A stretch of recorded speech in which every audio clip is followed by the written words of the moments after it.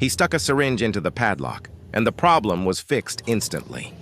Who hasn't struggled with a broken key and tried everything to pull it out? Here's the trick. Gently soften the syringe tip. Slide it around the stuck piece of key and pull carefully. Quick, clever, and effective, but use it safely and only on locks you own.